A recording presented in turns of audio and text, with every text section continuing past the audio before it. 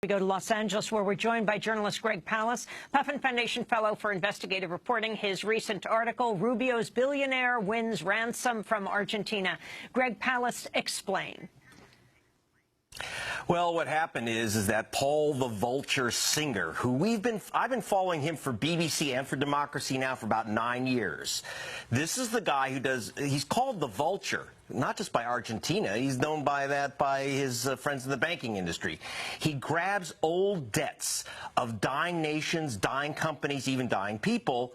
And when there's a famine or a war, for example, in Argentina, during the military dictatorship, when Argentina went broke, he bought up old bonds for $50 million, just sold them back to the government of Argentina, a government he helped place in power, for $2.5 billion.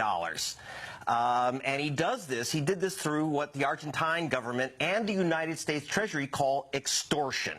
He says, if you don't pay me, I'm going to stop you from borrowing money. I'm going to choke your nation to death. He even seized a Argentine naval ship on the high seas. I mean, he's basically a privateer, a pirate.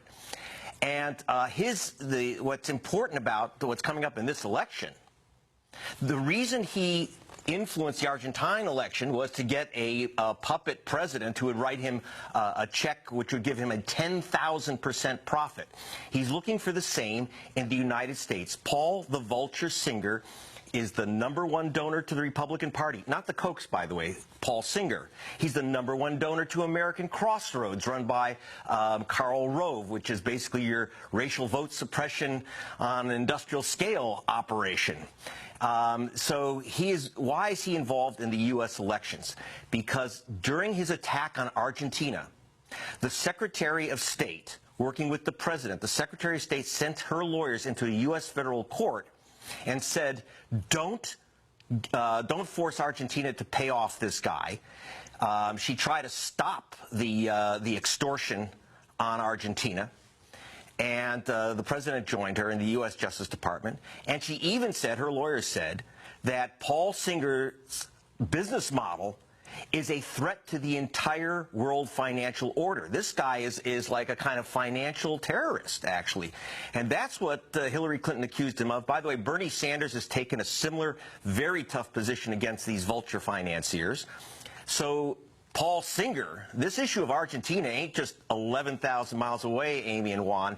It is coming home to roost, literally, because he's got to make sure that there is no Hillary president or President Bernie that will put him out of business.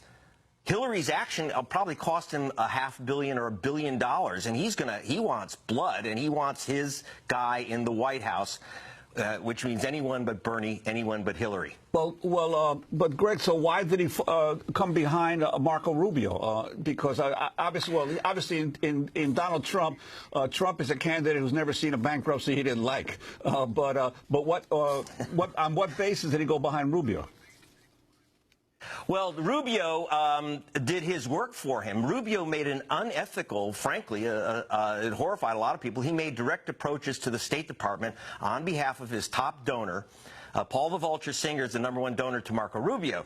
And Rubio kept banging on the State Department to back his vulture donor against our ally Argentina. This is just way out of line, even in a country where money talks. This was money screaming.